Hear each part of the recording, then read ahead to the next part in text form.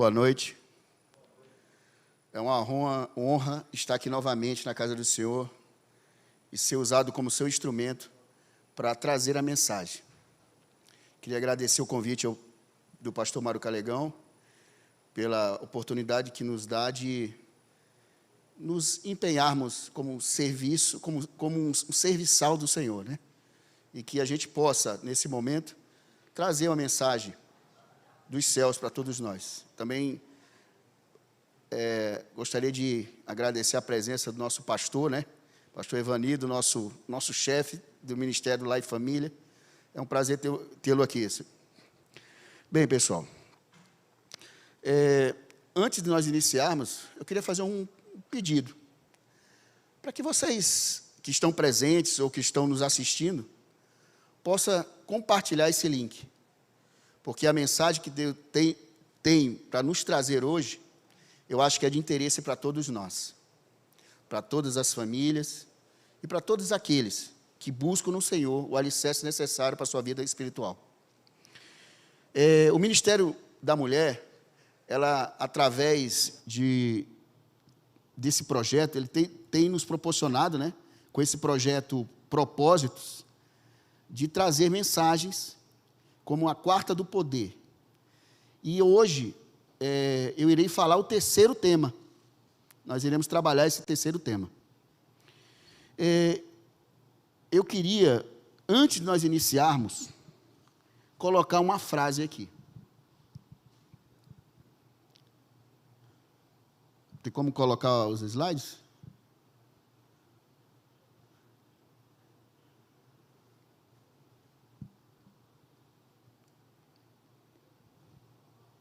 Bem, é essa frase. Não sei se está funcionando. A frase que eu trago para vocês é uma frase conhecida. Alguém já ouviu ou já ouviu essa frase, que diz: para quem não sabe aonde vai, qualquer caminho serve. É uma frase, né, do Alice no País das Maravilhas, né?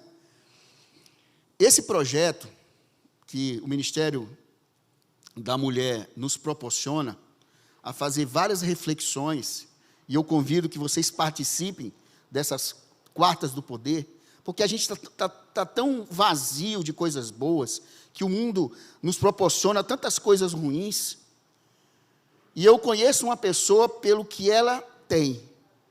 Se eu tenho um saco de maçã podre, eu vou saber que aquele saco não vale nada para mim.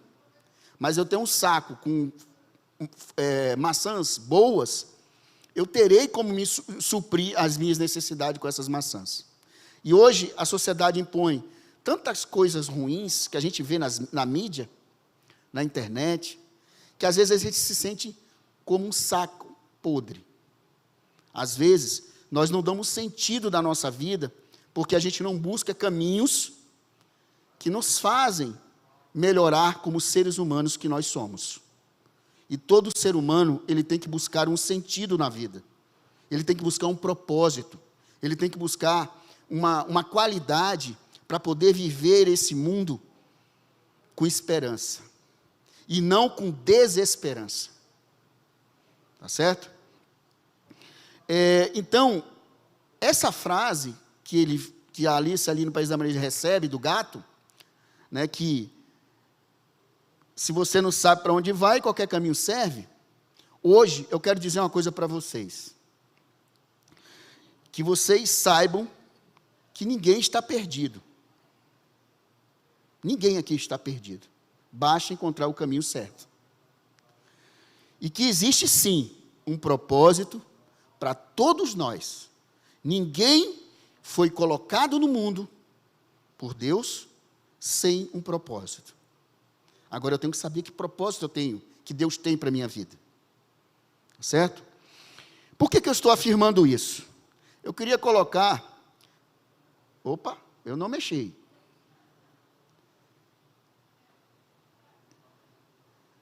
Por favor, aí. Eu queria colocar um slide que eu vou fazer, quando eu falo, que eu afirmo que nós temos um caminho para seguir, eu coloco ali, porque Deus tem um propósito para exercer na sua vida, na minha vida. Tenha consciência disso. Tudo que eu estou falando nessa reflexão de hoje está dentro desse manual, tá certo? Com relação a esse projeto do Ministério da Mulher. E eu acredito, né, pastor, que as pessoas que quiserem esse propósito, esse livro, né, esse manual, eu acredito que temos condições de compartilhar, né, para que vocês guardem coisas boas. Coisas boas têm que ser guardadas. Então, essa afirmação que eu comento aqui não é por acaso, tá certo?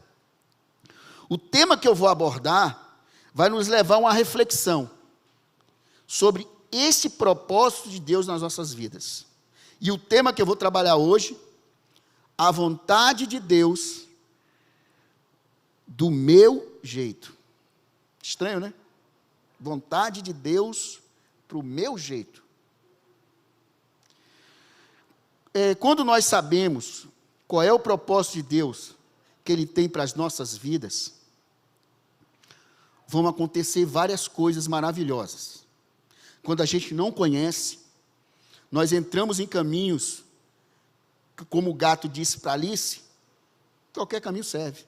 E aí você entra em caminhos tenebrosos, caminhos que não te faz crescer como ser humano. E todos nós somos seres espirituais. Acredite nisso. Aí eu faço uma pergunta. Quem já não deu um jeitinho para ajudar a Deus em algo que queria que lhe acontecesse? Será que a gente já não fez isso? Agora eu quero trazer um alerta para vocês. Esse alerta que está no slide. Quando nós queremos fazer a vontade de Deus do nosso jeito, sempre teremos problemas. Sempre. Vocês já pararam para pensar, quando o pai e a mãe chegam para o filho, meu filho, não faça isso, e o filho não obedece os pais, e faz, e aí às vezes ele quebra a cara? Deus é pai. Ele não quer o mal do filho. Então, eu gostaria de deixar esse alerta. Quando nós queremos fazer a vontade de Deus, do nosso jeito, sempre teremos problemas. Sempre. Vamos abrir nossas Bíblias em Êxodo 2, capítulo do verso 11 ao 15. Mas antes de nós abrirmos as nossas Bíblias, eu gostaria de orar, para que a gente possa ser usado aqui como instrumento de Deus, para que a mensagem seja fixada nas suas mentes e nos seus corações. Vamos orar. Querido Pai, querido Deus, Criador do céu e da terra, o Senhor que é o princípio, o fim, o alfa e o ômega, o Senhor que é o Deus de Abraão, de Isaac e de Jacó, Deus de Israel, nosso Criador. Estamos aqui, Senhor, na Tua casa. Estamos aqui com famílias que estão nos assistindo pela internet, por esse instrumento que o Senhor colocou para que todos nós pudéssemos entrar em todas as casas. Que o Teu Espírito Santo, nesse momento, permita que as mentes e os corações que estão nos ouvindo possam deixar seus paradigmas de lado, os seus preconceitos, para que possam receber essa mensagem.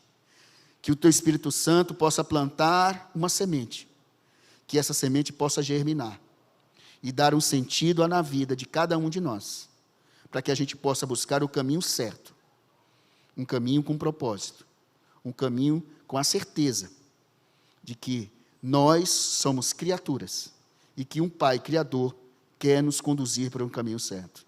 É o que eu te peço, em nome daquele que veio a este mundo e morreu por nós, Cristo Jesus. Amém. Então vamos abrir nossas Bíblias em Êxodo 2, capítulo 2, nós vamos ler do versos 11 ao 15. Eu coloquei um slide para que facilite aí o pessoal em casa a poder nos acompanhar na leitura, que diz assim: certo dia, sendo Moisés já adulto, foi ao lugar onde estavam seus irmãos hebreus e descobriu como era pesado o trabalho que realizavam. viu também um egípcio espancar um dos hebreus. Correu o olhar por todos os lados, e não vendo ninguém, matou o egípcio e o escondeu na areia. No dia seguinte, saiu e viu 2 hebreus brigando. Então perguntou ao agressor: por que você está espancando o seu companheiro? O homem respondeu: quem o nomeou líder e juiz sobre nós? Quer matar-me como matou o egípcio? Moisés teve medo e pensou: com certeza, tudo já foi descoberto. Quando o faraó soube disso, procurou matar Moisés, mas este fugiu e foi morar na terra de Midian. Ali assentou-se à beira de um poço. Esse texto, essa passagem bíblica, nós vamos trabalhar em cima dela, tá certo? Agora, eu queria apresentar 2 cuidados que nós devemos ter. Vou colocar no slide aqui. 2 cuidados. Há uma diferença básica entre fazer a vontade de Deus e realizá-la do modo de Deus e no tempo de Deus. E o outro cuidado que nós devemos ter, manipular situações desconfiguram a vontade de Deus. É importante que nós venhamos a fazer a vontade de Deus, mas não do nosso jeito. E nós, seres humanos, temos essa coisinha dentro de nós, de fazer as coisas do nosso jeito. Aí eu faço a seguinte pergunta a todos nós. Coloco no slide aí. O que é fazer a vontade de Deus do meu jeito? O que é?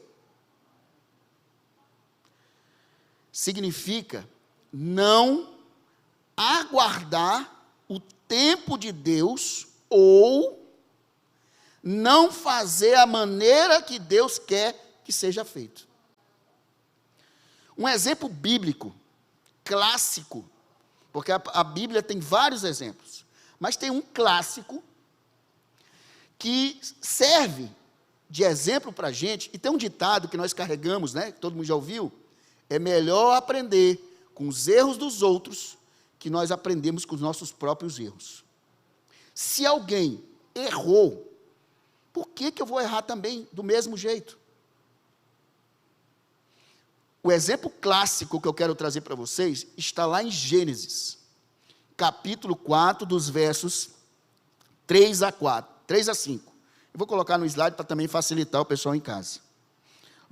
É Gênesis 4, versos 3 a 5, que nos diz: passando algum tempo, Caim trouxe o fruto da terra, uma oferta ao Senhor. Abel, por sua vez, trouxe as partes gordas das primeiras crias do seu rebanho. O Senhor aceitou com agrado Abel e sua oferta, mas não aceitou Caim e a sua oferta. Por isso Caim se enfureceu e o seu rosto se transformou. Outro exemplo clássico do Gênesis que nós temos: Abraão e Sara. Abraão e Sara tentaram dar um jeitinho para ajudar a Deus, dentro da aliança, dentro da promessa que Deus deu a Abraão. Eles tentaram resolver ali. E no mundo hoje, como seria isso? Se eu tenho a Sagrada Escritura que me dá exemplos, como que eu, hoje, posso aprender com esses exemplos? Vamos imaginar uma jovem aqui da nossa igreja, ou de outra igreja, que possui princípios bíblicos, princípios e valores bíblicos. E vamos imaginar que ela, consciente desses princípios, ela sabe que Deus tem um plano para ela. Como eu falei, Deus tem um propósito para todos nós. Para todos nós. E aí, essa garota, jovem, sabe que Deus tem um plano para ela. Sabe que o plano, é o quê o plano para ela? Que um dia ela vai se casar. Porque lá em Gênesis é dito: crescei e multiplicai. Homem e mulher se unirá e se tornaram uma só carne. Isso está lá. E para que eu possa cumprir essa ordem de Deus, de crescer e multiplicar, eu tenho que ter um casamento santo. E vamos imaginar que ela sabe desses princípios. Mas o tempo começa a passar, ela começa a ver as suas amigas casarem, né? E a sua hora não chega. E ela começa a ficar o quê? Ansiosa, preocupada. Será que Deus tem um propósito para mim, um plano para mim? Mas aí, a gente sabe muito bem que pessoas começam a falar.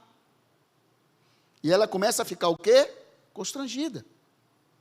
Porque as amigas estão casando e ela não. Mas aí, como Sara e Abraão, resolve dar uma ajudinha a Deus. Por quê? Aí tem um crush. Aí é a palavra que o pessoal usa hoje, né? Crush. Os jovens usam. Crush. Aí eu fui ver o que era crush. Né? Crush é uma pessoa... como é? Crush, desculpa. Crush. Aí eu fui procurar saber o que é crush. Aí eu fui pesquisar. É uma pessoa que você se apaixona ou que você tem uma atração. Aí ela vê que apareceu esse crush na vida dela. E aí a jovem pensa o seguinte: rapaz, Deus tem um propósito, Ele tem um plano na minha vida, crescer e multiplicar. E eu estou ficando para trás. E se Deus disse que eu vou casar, então eu vou casar com esse crush. Eu acho que é esse aí, é esse aí. E ela aceita casar com ele. Faz tudo para casar com ele. Aí no dia do casamento, está lá o pastor na igreja, aí está o noivo, o crush ali na frente, aí ela entra com o pai, toda bonita, e ela vai pensando, durante a trajetória da porta da entrada da igreja até o altar, ela pensa assim: Senhor, abençoe meu casamento. Senhor, é Ele é o plano para a minha vida, Senhor. Eu tenho certeza, Senhor. E aí, acontece vários problemas no casamento. Aí eu questiono, aí eu busco trazer duas questões para vocês. Ela fez a vontade de quem? Dela ou de Deus? E no tempo de quem que ela usou? Foi o tempo dela ou foi o tempo de Deus? Quanto tempo o povo hebreu passou pelo Egito? No deserto? 40 anos. Sabe qual era a distância de sair lá da cidade de Ramsés e indo para a terra de Canaã? Na faixa, hoje, se fosse hoje, né, digo assim, eles, né, o povo hebreu andando, levaria 30, 40 dias. Levaram 40 anos. Por quê?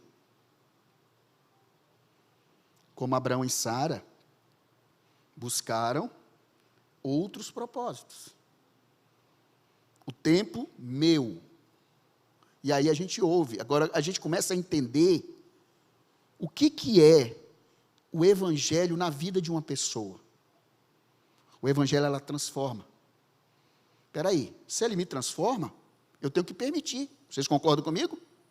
Mas espera aí, é eu que tenho que me adequar ao evangelho ou o evangelho que tem que adequar a mim? Mas vamos continuar. Também, dos tempos antigos, surgiam esses problemas. Como a jovem que decidiu e achou que aquele crush era o cara para casar.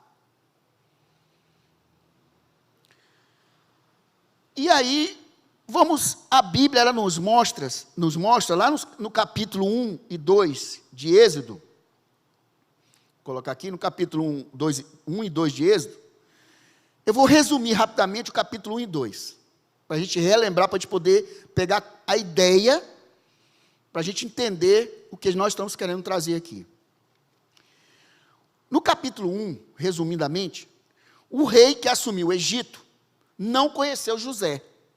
José já tinha morrido, José é filho de Jacó, né, que foi todo mundo sabe a história de José, né? Não conheceu José, esse rei que assumiu o Egito.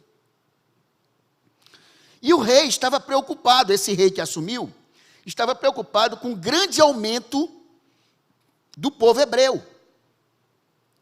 E ele ficou com medo. Medo de quê? Do povo se rebelar e tomar o poder. Com isso, a primeira coisa que ele fez, transformou o povo em escravo.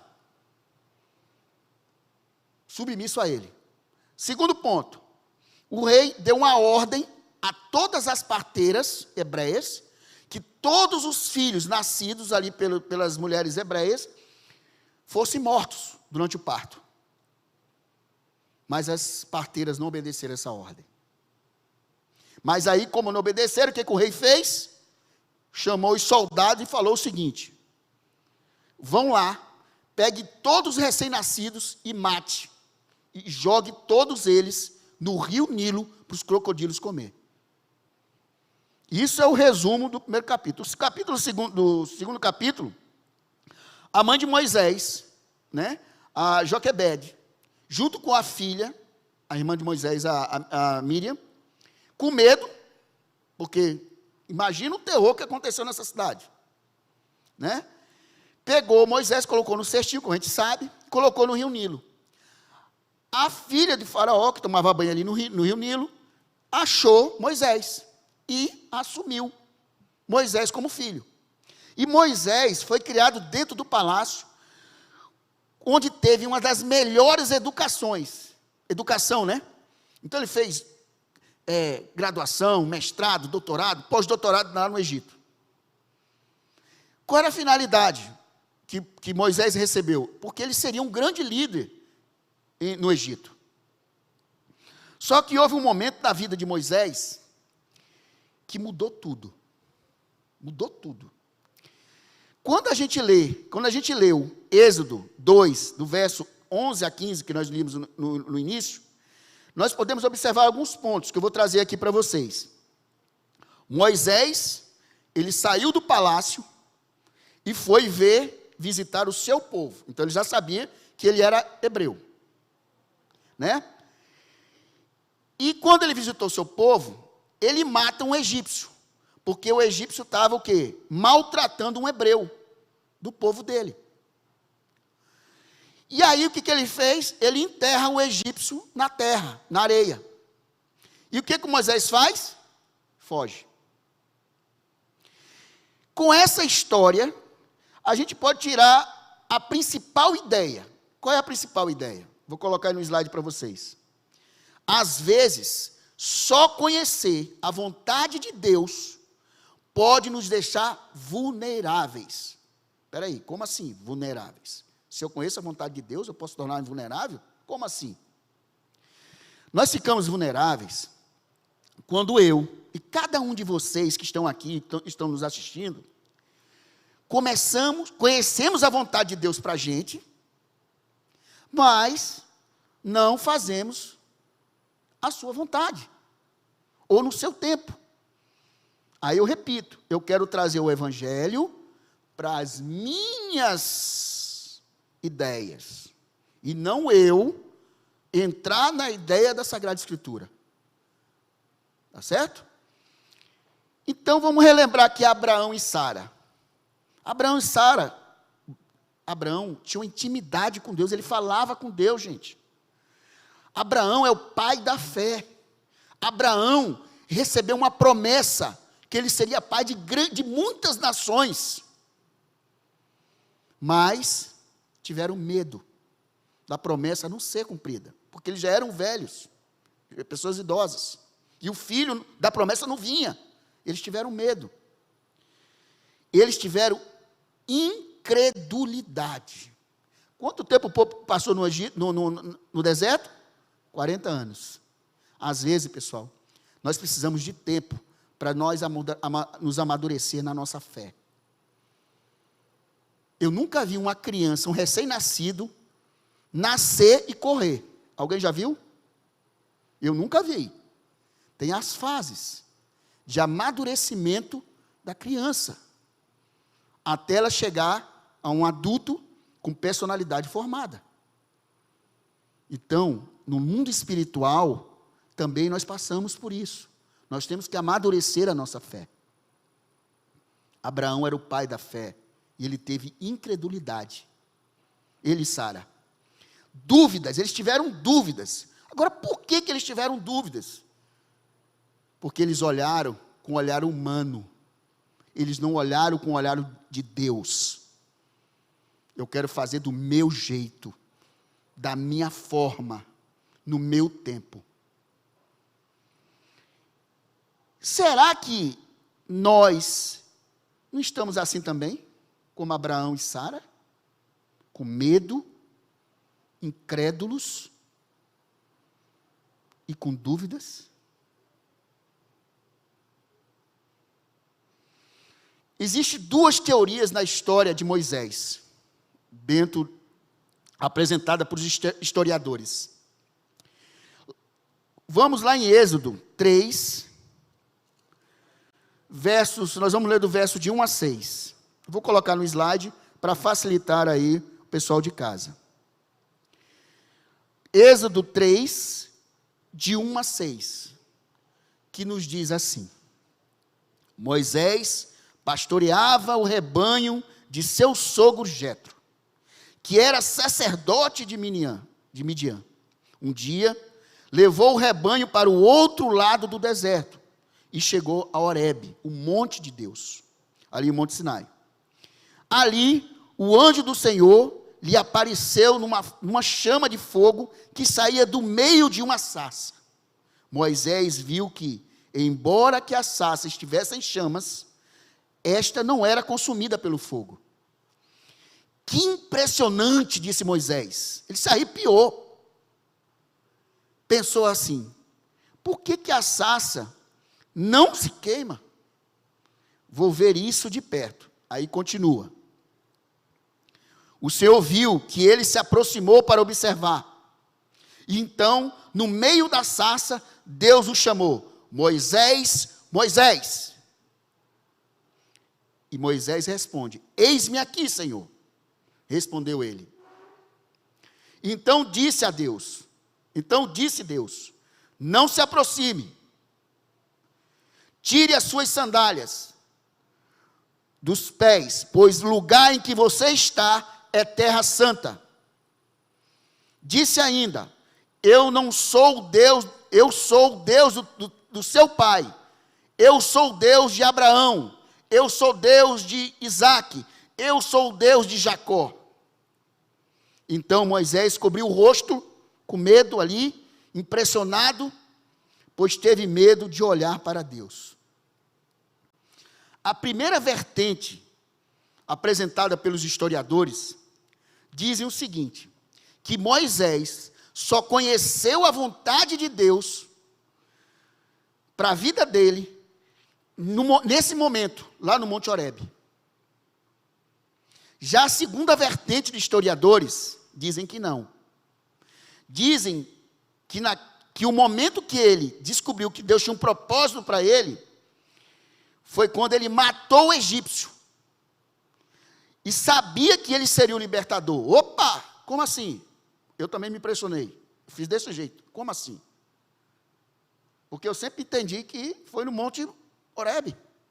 Como assim? A segunda linha de historiadores falando que o propósito de Deus para Moisés, que ele sabia, foi quando ele matou o egípcio, que ele era o libertador. A gente vai encontrar a resposta. Vamos lá no livro de Atos, capítulo 7, né? Ali, em Atos, nós encontramos o discurso de Estevão, tá certo? E ali nos apresenta detalhes especiais que vão nos ajudar a entender essa dinâmica dessa segunda vertente dos historiadores, de que não seguir a vontade de Deus ali com relação a Moisés, naquele momento que ele matou o egípcio. E não fazer a vontade de Deus do jeito que Deus queria. Então vamos lá em Atos, capítulo 7, nos versos 22 a 25. Vou colocar no slide também para facilitar aí o pessoal em casa. Diz assim, Atos 7, de 22 a 25. Moisés, isso Estevão falando. Moisés foi educado em toda a sabedoria dos egípcios e veio a ser poderoso em palavras e em obras. Ao completar 40 anos, Moisés decidiu visitar seus irmãos israelitas. Ao ver um deles sendo maltratado por um egípcio, saiu em defesa do oprimido e o vingou, matando o egípcio. Opa, agora olha o destaque amarelo aí. Ele pensava que seus irmãos compreenderiam que Deus o estava usando para salvá-los, mas eles não compreenderam. Pergunto, Moisés sabia ou não sabia que Deus tinha um plano para a vida dele de ser um libertador? Quem decidiu iniciar o processo de libertação? Quem que iniciou? Moisés. Logicamente que foi ele. Agora por quê? Porque ele achava que ele era poderoso. Ele foi criado como um dos príncipes ali, e que seria um dos líderes no Egito. Ele tinha maior conhecimento de sabedoria. Foi educado nas melhores faculdades egípcias. Que ele tinha o conhecimento necessário ali para libertar o povo. Na cabeça de Moisés, quando ele inicia a libertação, ele achava que todos iriam segui-lo. Ele matou o egípcio. Na cabeça dele, pelo que Estevão diz, ele achava que as pessoas iam compreender. Ele era hebreu, ele sabia que ele é hebreu. Mas no texto percebemos que Moisés conhecia a vontade de Deus para ele, pelo que está dito aí, que Estevão fala. Mas ele se tornou vulnerável. Agora, por que ele se tornou vulnerável? Porque ele fez da forma que ele queria e no tempo dele. Aqui surge o primeiro grande alerta a todos nós. Qual é o primeiro grande alerta? Você conhece a vontade de Deus para a sua vida? Você conhece? Hoje, todos nós temos oportunidade de conhecer, gente. Aí vocês vão me perguntar como. Deus nos deu a ferramenta para que a gente conhecesse Ele e buscasse nele um propósito para a nossa vida. Através de quê? A palavra dele. Eu só posso ser transformado se eu conheço Cristo. Eu sou cristão, não sou cristão? Nós não somos cristãos? Todo mundo diz assim, qual é a sua religião? Cristão. Mas espera aí, o que significa cristão? Testemunha, seguidor de quem? De Cristo. Espera aí, se eu sou testemunha e seguidor dele, eu conheço Cristo? Agora eu entendo que quando a gente conhece esse verdadeiro Cristo e busca compreendê-lo, quem ele é, nós somos transformados. E aí gera-se um propósito na nossa vida. Qual é o propósito da nossa vida, gente? Buscar quem? Buscar ele. E voltar para onde? Para a nova terra e o novo céu. Nós não fomos feitos para esse mundo. Mas vamos continuar. Agora a pergunta que eu faço. Duas perguntas eu quero trazer aqui para vocês. Vocês têm feito a tua vontade ou está fazendo a vontade de Deus? Será que eu trago o evangelho? Eu entro para o evangelho ou o evangelho... Quer dizer, o evangelho tem que entrar em mim. Mas será que ele entra mesmo? Ou eu dou um jeitinho brasileiro, só fazer aquilo que me interessa? Pergunta que eu coloco, a segunda. Você tem tido paciência de aguardar o tempo de Deus, ou está fazendo a tua vontade, ou você está fazendo a sua vontade? Com esses questionamentos, gente, eu apresento alguns exemplos aqui para nós pensarmos um pouco. Profissão. Um exemplo, profissão. Você está escolhendo a profissão que está alinhada com Deus ou você está fazendo a sua vontade? Nós somos instrumentos na mão de Deus. Deus tem um propósito para cada um. Será que a profissão que eu estou buscando, eu estou fazendo a vontade dele? Eu vou ser instrumento dele para aquilo? Por que eu estou falando isso? Porque tem tantas pessoas que entram numa profissão e se arrependem, são mal-sucedidas, são pessoas infelizes, pessoas angustiadas, pessoas sem princípios, sem valores, profissionalmente. E o crush? Será que aquele crush ali, que estava cercando a casa da menina, da jovem, será que ele estava alinhado com os planos de Deus para aquela jovem? Por que eu digo isso? Tantos casamentos que se acabam, casamentos sem alicerce, sem princípios, sem valores, casamentos em que as pessoas não buscam na palavra de Deus o verdadeiro sentido do casamento. E com conhecimento que a gente busca, que a gente adquire, estamos utilizando esse conhecimento conforme a vontade de Deus? Por que eu falo isso? Pessoas que usam conhecimento para o mal. O cara criar uma bomba atômica para destruir um povo, faz a gente refletir, não faz? O cara que usa o conhecimento de oratória para matar 6 milhões de judeus, faz a gente refletir, não faz? Qual é o conhecimento que você tem hoje? Você está usando para Deus ou para fazer o mal? Continuando a leitura lá do texto de Atos 7, né, Estevão continua a falar a Moisés, aí a gente vai ler agora o versículo 26 a 28, vou colocar no slide para facilitar. No dia seguinte, Estevão falando, tá?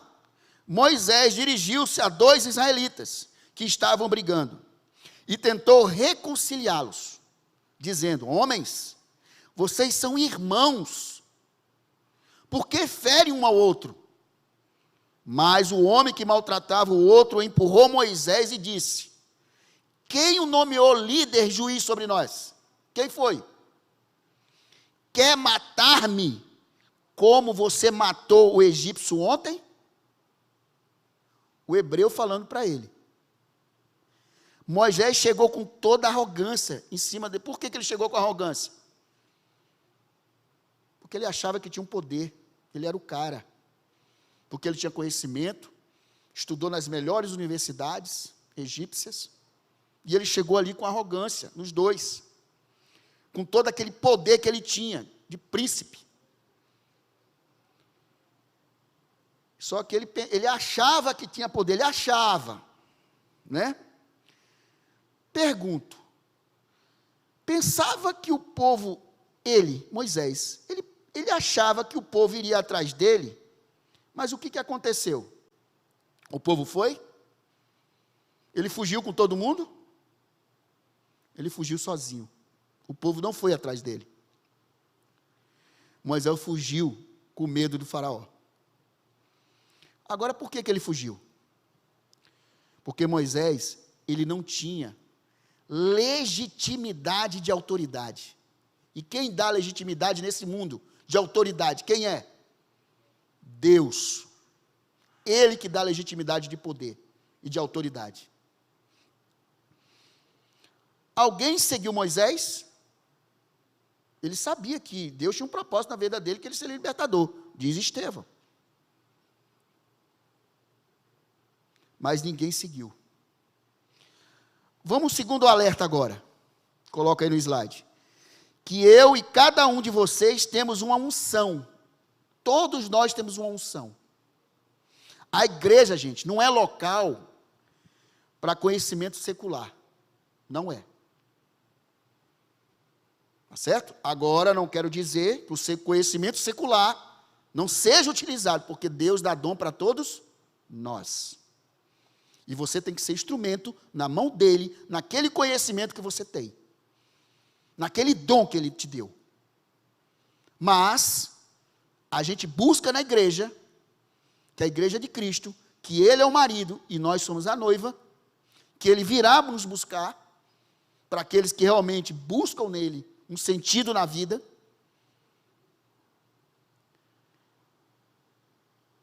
O conhecimento secular, como eu falei, por exemplo, arqueologia, será que a gente não usa na igreja? Lógico que usa. Será que a biologia, a engenharia, né, a antropologia e outras ciências não são usadas dentro da igreja? São, com certeza.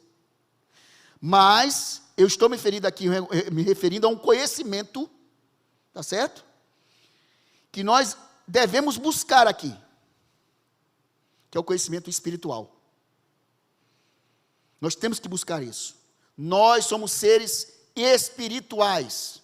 Nós temos que dar um sentido à nossa vida. E não ser Alice no País das Maravilhas. Qualquer caminho serve. Quem é o caminho? Nós temos aqui, está dito. Eu sou o caminho. Eu sou a verdade. Eu sou a vida. Quem disse isso? Conheça quem disse e você encontrará o caminho. E você vai voltar para casa. Porque aqui não é a nossa casa. Agora nós precisamos desse conhecimento espiritual para a gente se fortalecer. Fortalecer contra o quê, gente? Nós vivemos uma luta, um combate, uma batalha espiritual. Eu não treino um soldado sentado numa mesa. O soldado é treinado em situações para que na hora que ele estiver no combate, ele saiba se virar. Eu digo porque eu sou militar e eu treinei muita gente para isso. E os pais às vezes me perguntavam, quando terminava o período básico, o período avançado, o meu filho veio tão magro, o que você fez com o meu filho? Eu dizia, eu estou preparando ele para ser um cidadão. E Cristo quer nos preparar para que nós sejamos cidadãos do reino dos céus. Firme-se como soldado. Busque o conhecimento espiritual para você entrar no combate e não vacilar. Jesus levantou e está querendo levantar homens e mulheres firmes, combatentes do exército do nosso grande general, para que a gente possa fazer coisas maravilhosas neste mundo. Só depende de você. Só depende de você que está me assistindo. Soldado, vou repetir, soldado não se treina sentado numa cadeira. Soldado se treina colocando num cenário, simulando um cenário de combate. Ali você tira os meninos dos homens. Era isso que eu dizia quando eu falava para os soldados. Aqui nós forjamos os meninos em homens. Quando temos legitimidade dada por Deus, que é o poder que Ele nos dá, a nossa vida se torna plena. Plena. Você não tem medo, você não tem dúvida, e você sabe quem é Deus. Você acredita nele. Você não é um incrédulo. E você tem confiança nele. E você espera nele a volta para casa. Agora, isso só irá ocorrer, gente, quando nós estivermos alinhados com Deus. Só vai ocorrer se a gente estiver alinhado. Como alinhado com Deus? Através de um sistema que Ele nos deu. Um sistema maravilhoso. A nossa mente. A nossa mente. É o que nos conecta a Ele. Voltando à história de Moisés, lá em Êxodo 2, versos 11 e 12 que nós lemos no início, mostra dois homens brigando. Moisés olhou para um lado, olhou para o outro, como não tinha ninguém olhando, mata o egípcio, não é isso? Aí eu pergunto, coloca a pergunta aí no slide. Para onde Moisés olhou?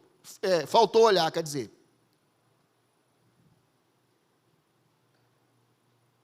Para cima, para os céus, para Deus. E aí a gente aprende com Pedro. Não aprende? aonde olhar? Quando ele estava na embarcação, no mar da Galileia, ele vê, os discípulos vê Jesus andando sobre o mar. O que Pedro faz? Deixe-me, eu quero ir com o Senhor. Jesus, venha. Ele coloca o pé fora da água e começa a andar na água, em direção a Cristo. Enquanto ele fixava o seu olhar para Cristo, ele não olhava para o lado, ele não afundou.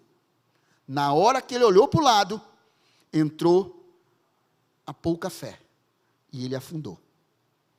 Nós aprendemos com Pedro. Olhe fixo, não olhe para o lado, olhe fixo para Cristo. Nós às vezes tomamos as nossas decisões olhando para os lados. E aí eu pergunto, como você toma as suas decisões hoje? Será que é assim? Quando meu pai e minha mãe não estão olhando, opa, vou fazer. Ah, meu patrão não está olhando, ninguém na empresa está olhando para mim, vou fazer. Opa, na igreja, o pastor não está olhando, o padre não está olhando, o ancião não está olhando, os membros não estão olhando, eu vou fazer. Será que a decisão é assim que a gente toma? Lembro, né, para que vocês possam pensar, eu quero lembrar, que Deus tem um propósito na vida de cada um de vocês, como eu falei no início.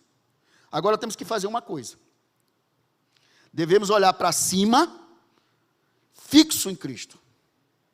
Tá? E buscar ter uma mente saudável. Filipenses 4:8. Eu não coloquei no slide, mas eu quero ler aqui para vocês. Filipenses 4, verso 8, que diz, o em que pensar.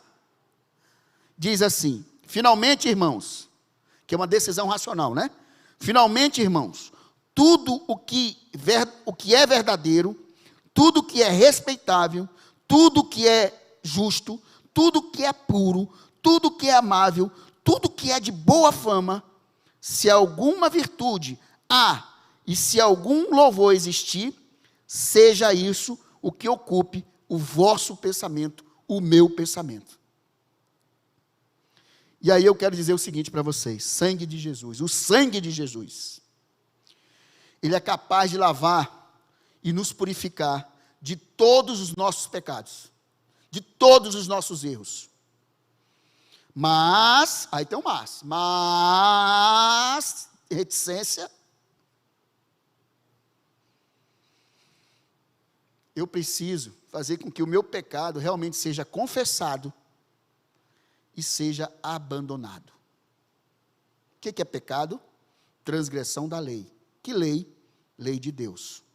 Êxodo 20. Nós vamos entrar em detalhes com relação a isso.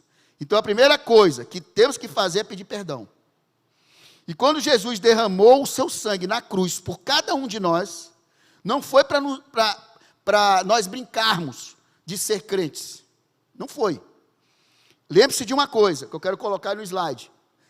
Quando você olhar para os lados, e não tiver ninguém te olhando, não esqueça, não estejamos fazendo a vontade de Deus. Não estamos fazendo a vontade de Deus. Quando a gente fica olhando para o lado, e não fixamos, como Pedro fixou no início da caminhada no mar, nós teremos firmeza nos nossos passos. Quando a gente começa a olhar para os lados, começa a deixar que as influências do mundo entrem dentro da gente, a gente vai afundar. Quando tivermos o nosso olhar fixo em Cristo, como Pedro, poderemos andar pelas águas. Não importa como você se encontra hoje, tudo tem o primeiro passo. Tem o primeiro momento. Lembre-se que o sangue de Cristo, derramado na cruz, foi capaz de purificar o seu pecado, o meu pecado. Jesus quer nos dar uma coisa, gente. Ele quer dar isso aí. O que é isso? Uma folha em branco. Para você reescrever a sua história. Você reescrever a sua história com Ele. Recomece. Aprenda a ler novamente. Aprenda a caminhar novamente. Mas um caminho com Ele. Eu sou o caminho. Eu sou a verdade. Eu sou a vida. Creia. Vocês não vão se arrepender. Porque Ele mudou a minha vida. Mudou muito. Eu só tenho que dar honra e glória a Ele. Agora nós temos que fazer a nossa parte. Uma folha, ela só é escrita se tiver alguém escrevendo. E você é essa peça que escreve na folha. Ele vai te ajudar a escrever. Mas você tem que se permitir. Lembre-se que quando tivermos que decidir, não devemos fazer como Moisés, olhar apenas para cima. E outra coisa que Moisés fez, quase encerrando aqui nosso sermão, está com 50 minutos, desculpa aí, pastor, mas eu tenho que trazer a mensagem para vocês. E às vezes, uma vez uma pessoa chegou para mim e falou assim: Fabiano, estava olhando teu canal, eu estava olhando lá, tuas palestras de 1 hora, 2 horas. Eu falei: quanto tempo tu fica para assistir um jogo de futebol? Quanto tempo você fica sentado numa mesa de um bar, conversando? Quanto tempo você fica assistindo novela, filmes, séries? Quanto tempo? Saibamos ter paciência. O povo levou 40 anos no deserto. Nós temos que ter paciência. E a fé ela é construída com tempo que você dá para Ele. E não o seu tempo. E do seu jeito. Quando Moisés fez isso aí, que Moisés mata o egípcio e joga ele em terra. Por que ele fez isso? Para esconder o egípcio, lógico, né? Ele matou, escondeu o erro dele. Não é isso? Isso nos faz lembrar de uma outra situação vivida na Bíblia. Adão e Eva. Quando eles pecaram. O que é o pecado? Repetindo, transgressão da lei. Se eu transgredi, eu descumpri, eu não obedeci. Se eu passo um sinal vermelho, eu estou passivo a receber uma multa, correto? Então, eu transgredi. Adão e Eva transgrediam a ordem. Pecaram. O que eles fizeram? Se esconderam. Aí Deus chama: Adão, Eva, onde vocês estão? Aí saem os dois, com aquela cara, quando o cara faz uma coisa errada, né? Só que com uma vestimentazinha feita de folha de figueira. Quando Deus os chama, e viu Adão e Eva daquelas condições, pergunta que eu faço aqui, que surge para a gente: será que nós estamos escondendo os nossos erros? Numa areia, como Moisés escondeu o erro dele? Nós estamos fazendo vestimentas frágeis, como Adão e Eva? Será que eu olho para a Bíblia e só tiro aquilo que me interessa? Que me seja coerente para mim? Será que Cristo para mim é um Cristo que eu vi uma pessoa colocar no Facebook e mandou, aí compartilhou e mandou para mim? Que Cristo é um revolucionário. Será que Cristo é isso? Um revolucionário? Eu tenho que conhecer Ele. Para eu seguir alguém, eu tenho que saber quem Ele é.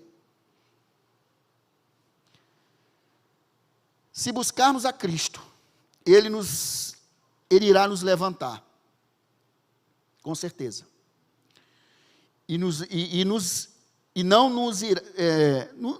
Ele não irá nos acusar. Ele não vai nos acusar pelos nossos erros.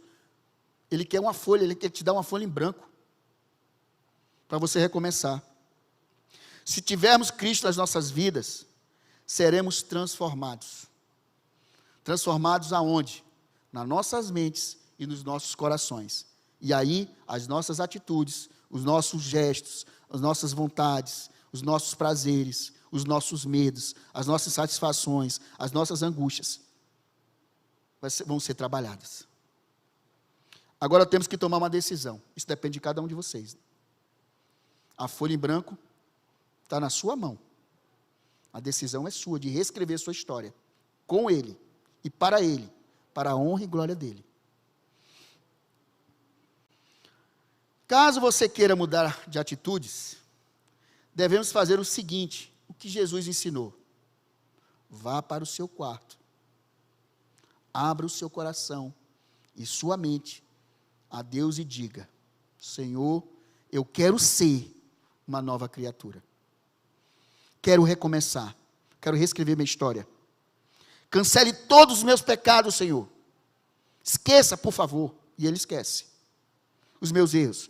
Me ajude a vencer as minhas limitações, as minhas fraquezas. Deus fez isso comigo.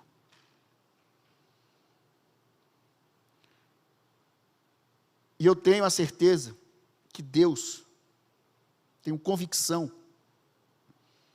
irá dar para cada um de vocês uma vitória. Deus irá transformar, se você permitir que Ele faça isso com você e com a sua família. Agora, basta a gente não antecipar o tempo dele, e não fazer da maneira que Ele, da nossa maneira, né? Moisés, ao ter matado o egípcio, e fugido para o deserto de Midian, ele chegou a um poço, e descansou, e pediu água para as filhas de Jetro. Muitas das vezes, nós estamos também sentados num poço, do lado de um poço, está ali o poço, e nós estamos sentados ali com medo, fugindo dos nossos erros, ali com as nossas angústias. Mas nessa noite, eu quero trazer uma mensagem maravilhosa para vocês. Cristo é o poço.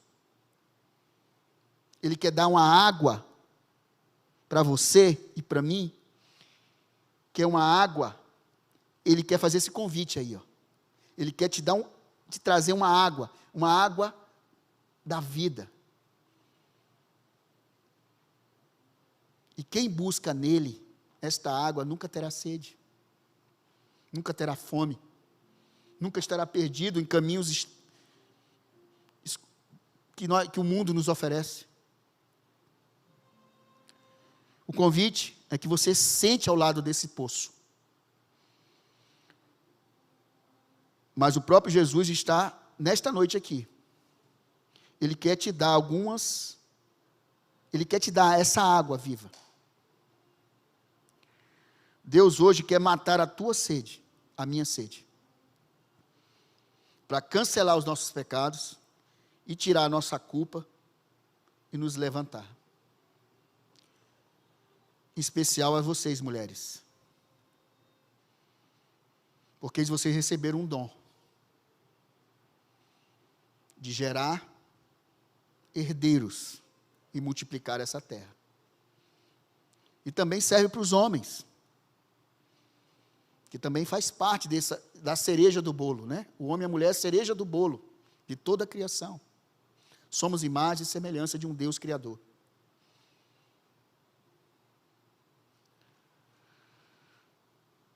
Queria nesse momento convidar a cada um de vocês a fazerem um pacto com Jesus.